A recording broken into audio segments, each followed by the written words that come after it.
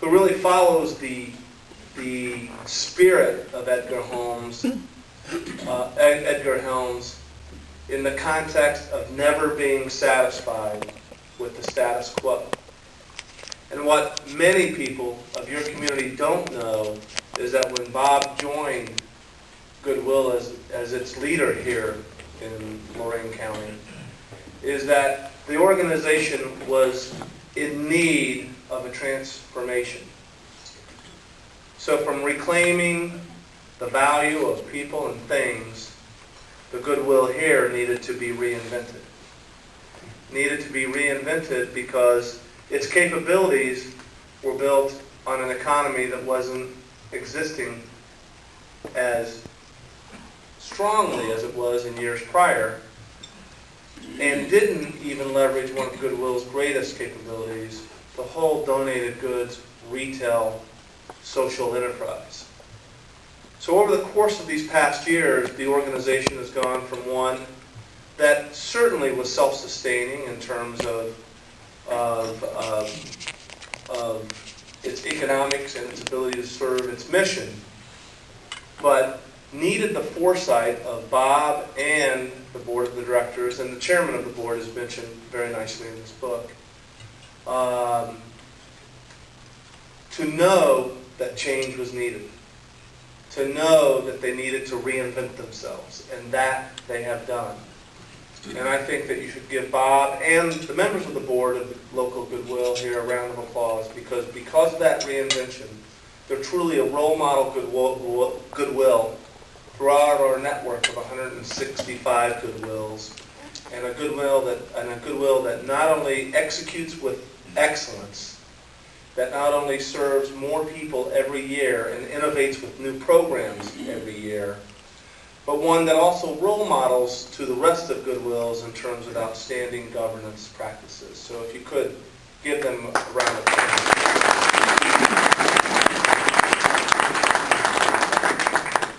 You know, Goodwill is one of the top brands in the not-for-profit social enterprise space, but it's that way because of Goodwill and because of the communities. What I see common in every community is that connection, is how Goodwill is a collaborator within the community.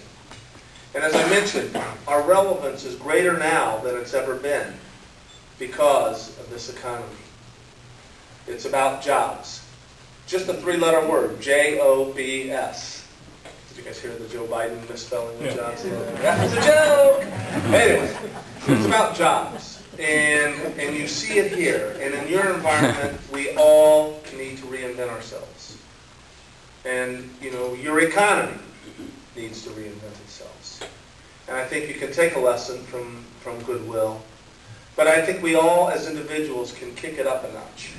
And what that means is the members of the Goodwill Board of Directors need to kick it up a notch. It means Bob and his team need to kick it up a notch.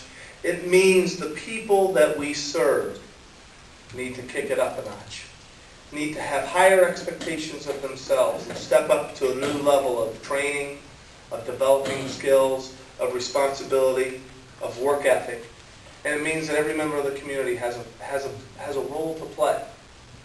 So if you're involved with an organization, and you are, because you wouldn't be a part of this club if you weren't involved and engaged in this community in some powerful way. If you're cleaning out your closet and want to support an organization like Goodwill or other good organizations that do great work, there's always ways to contribute. And when you think of Goodwill, you think about that reclaiming the value of lives. And everything that you donate when you clean out that closet turns into resources that go into job training programs, or that young person with a disability, or the young mother of three who never got her high school education, or that young man who found himself on the wrong side of the track, who's trying to really become a productive member of society. So we can all kick it up a notch because we have to, because that obligation sits with each and every one of us. And I want to say that Goodwill stands ready to kick it up a notch with each and every one of you. I joined Goodwill, as Bob said, about 2 years ago, and prior to that I was with National Industries for the Blind, who has a similar mission of employment for people who are blind. So joining Goodwill was an exciting opportunity for me, not only because it was such a powerful brand, but because the broader base, the broader populations that Goodwill serves. And that population is an extraordinary group of people, an extraordinary group of human potential. And the reason I'm so excited about being a part of Goodwill, and I'll try to share a little bit of my story so that you see how it weaves together, is because Goodwill does something for each of those 2 million people that actually my parents did for me. You see, I was the youngest of 8 children, and I had an older sister who was blind as well. And my parents, well, I think they made all the mistakes on raising a young blind child on her, and then did it right with me. But I never say that when she's around. But they did have that experience of raising 2 blind kids. And what they did is had high expectations of us, and then surrounded us with the tools and the support, and indeed the love that it was necessary for us to be successful. And that's what Goodwill does. And I visited 60 Goodwills in my 2 years with Goodwill. And the common denominator, each Goodwill has the ability to morph to its community needs.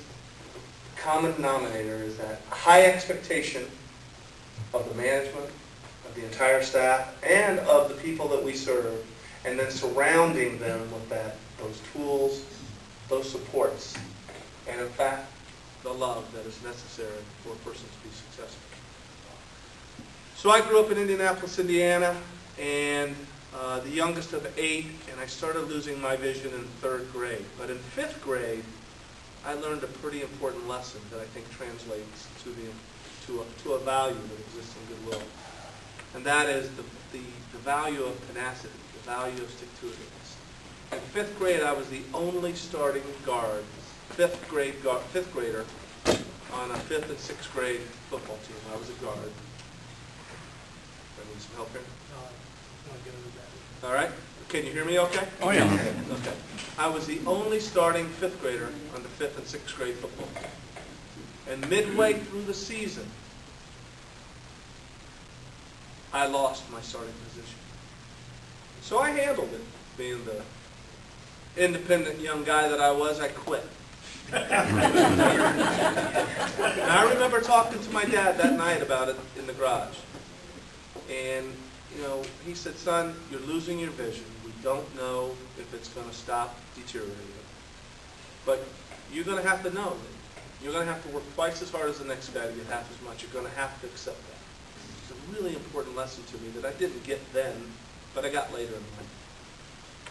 But the even more valuable lesson was he said, son, winners never quit, and quitters never win. Winners never quit, quitters never win. And so that lesson of stick-to-itiveness has been with me my entire life.